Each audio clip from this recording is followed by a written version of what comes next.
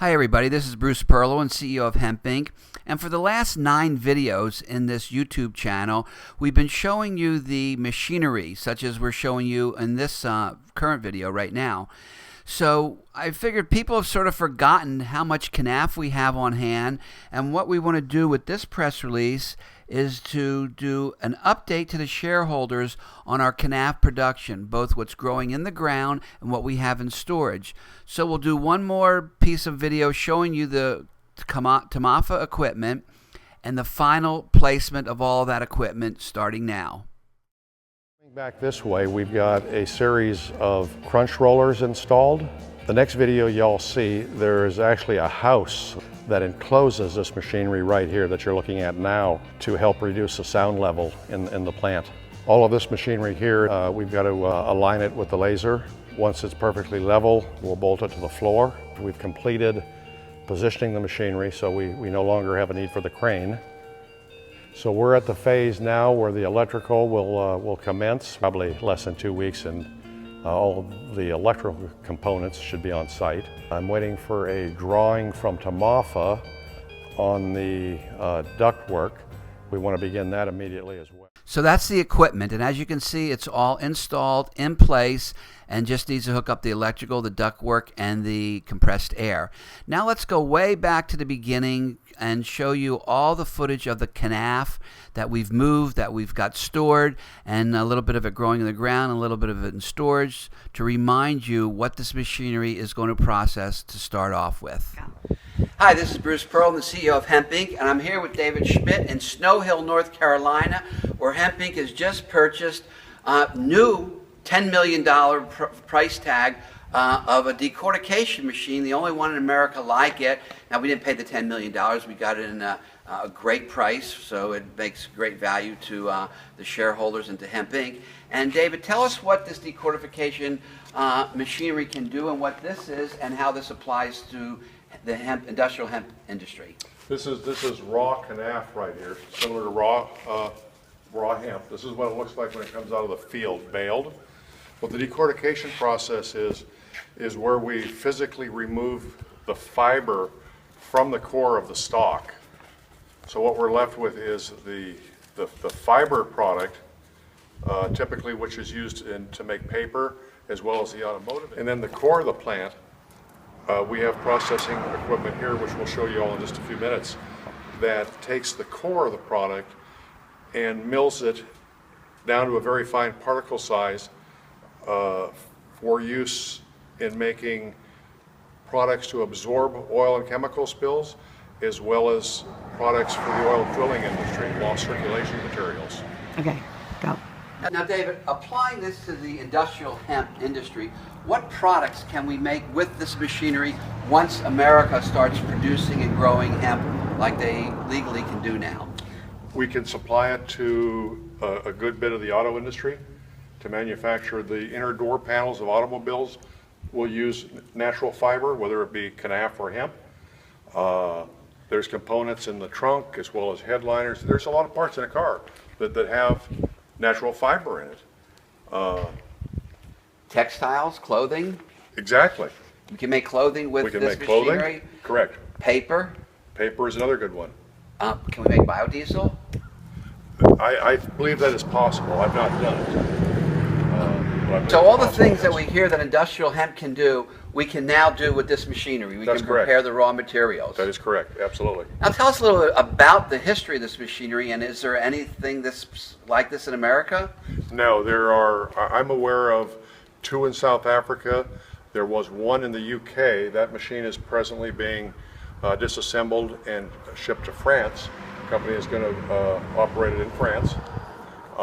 There's, I believe, 2 in Canada, where there's a lot of hemp grown in Canada, and they're doing it for all of the reasons you just discussed, the textiles, the paper, and then of course the core for absorbing oil and chemical spills, as well as lost circulation materials for the oil drilling industry. This is a Kenaf stalk. What the decortication process is where it physically removes the fiber from the core of the plant. It separates the fiber and the core. Now the hemp stalk is nearly identical to this, very, very close. We've got to get the fiber off of the stalk, and I'll show you what the fiber looks like after it's gone through the decortication process. It's nice, clean, and the core has been removed. Here's, after it comes through the decortication process, here's what the fiber itself looks like once it's been separated from the core.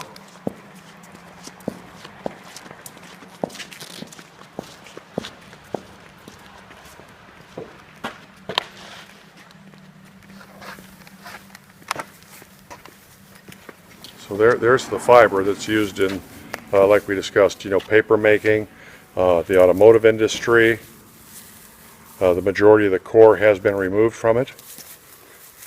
We can do some further refinement and remove a substantial amount of the remaining core as well. All of the fiber that we've got here was included in the machinery purchase. Hemp owns all of this raw material in all of these 3 warehouses. This is the fiber that has been processed right here. This can be sold into the auto industry. I've currently been negotiating with a large paper company to sell this to them. We can do whatever we want with it. This is decorticated fiber. Very nice material. And how much would this bring if we sold it to a paper company, as an example? I'm still negotiating with them. I haven't finalized the price. When we were selling this to the automotive industry, we're looking at the mid 20-cent range. 20 cents a pound? Mid 20, 25, 26. And there's 15 million pounds? We've got between raw Kenaf and processed Kenaf, we've got approximately 15 million pounds. So 15 million. And then the bags in the back are the lost circulation material for the oil drilling industry. Now, what is this again, David? This is all raw fiber that's been decorticated.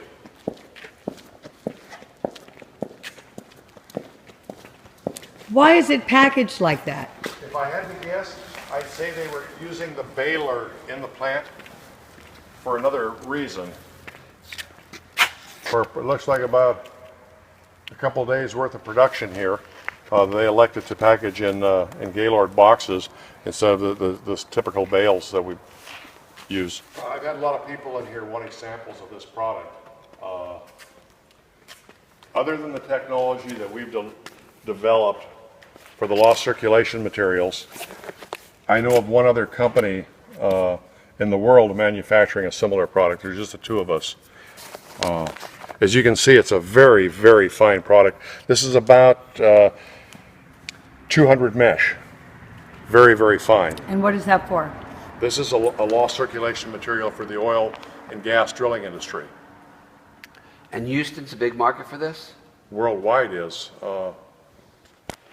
Our biggest customers were in the Middle East and South America. Now, besides the factory warehouse, we also have a secondary warehouse that's about how many square feet, David? 15, 16,000. Where we're storing unprocessed Kenaf, which we can use for feeding the line.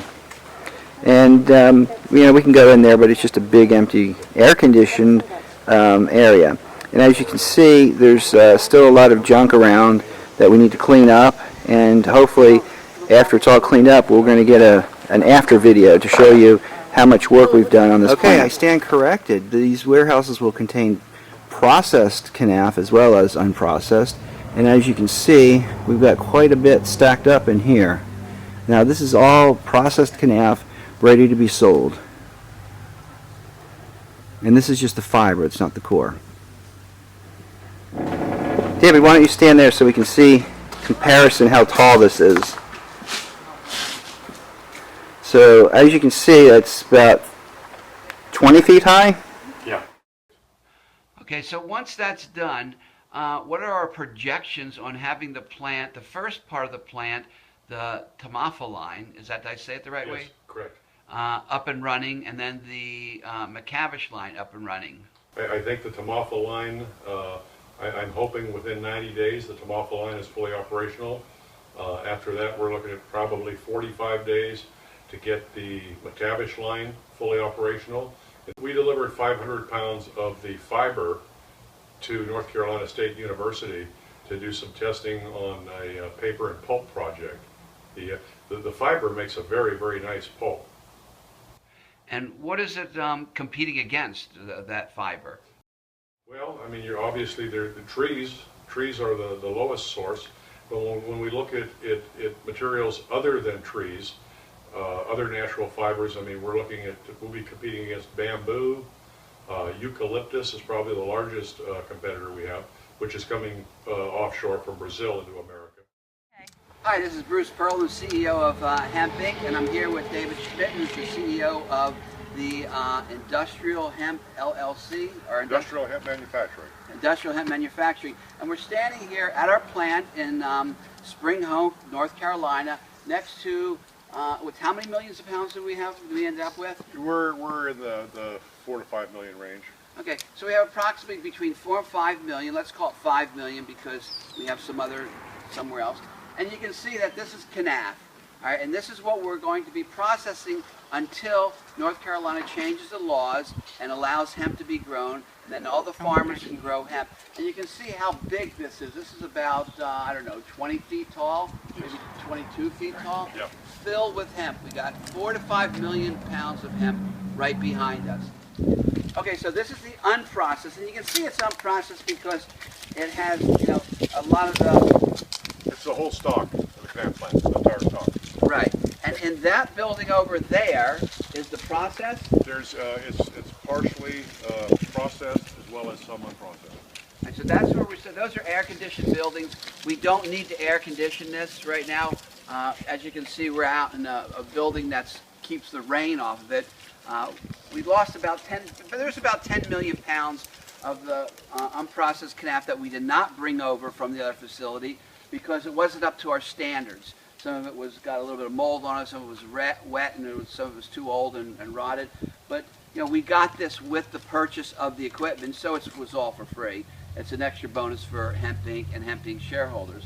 And David, how long would it take to process something like this once we're up and running? So we're looking about the throughput of the DeMoffa line is between 1.5 and 2 tons per hour. So you're looking at 3,000 to 4,000 pounds per hour, running 24/7. Bruce, we're looking at the 50 to 75,000 pounds in a day. So let me see if I got the numbers. I want by the year. We can process just one shift, 10 million pounds a year. Is that correct? No, I mean we're looking at if we look at say 2 tons an hour in one shift, we're looking at 16,000 pounds in an 8-hour shift. Times 300. Times how many weekdays? We don't work on Saturday, Sunday. But we're looking at about one 8-hour shift. We're looking at about 150,000 pounds per week. We have the ability to process, and that equates to in a 50-week year, 8 hours a day. We're looking in the 7.5 to 8 million pound range. One shift. We will, as sales dictate, we will have the ability to go to a second shift and a third shift as well. So we're talking 20 million pounds, 25, 27 million pounds Right. a year. Exactly. And 1,000 acres produces... Approximately 10 million pounds. So for every 1,000 acres of hemp, and today it's Kenaf, tomorrow it'll be, when the laws change, it'll be hemp. Right. We can do approximately 10 million pounds per 1,000. So this plant will handle basically 3,000 acres of hemp. And David, how long would it take you to get enough farmers in this area, which you've worked with growing the Kenaf, to get 3,000 acres of hemp growing? It'll probably take a week. Okay, so in 1 week, we're at capacity at this plant, producing huge amounts of hemp for the marketplace. So thank you for joining us here at Hemp Inc. This is one of our Kenaf fields in Spring Hope, North Carolina.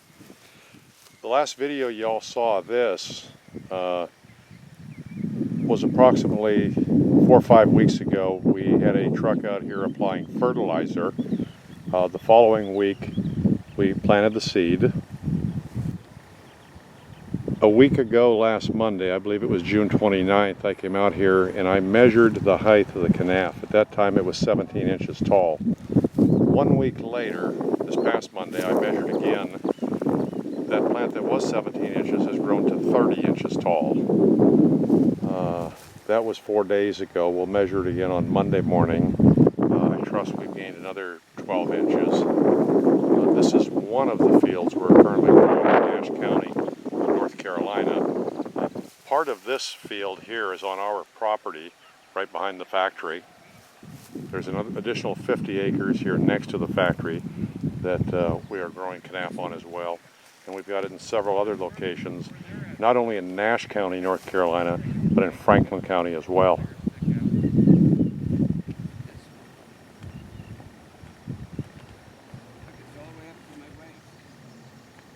As Bruce just said, the Kenaf is already up to his waist. It's been less than a month ago that we planted the seed.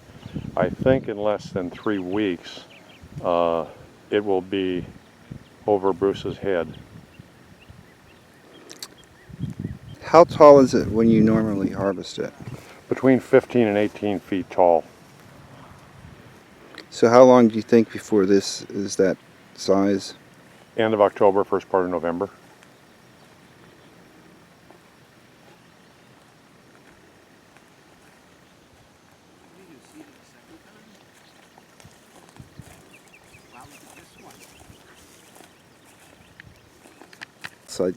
So much.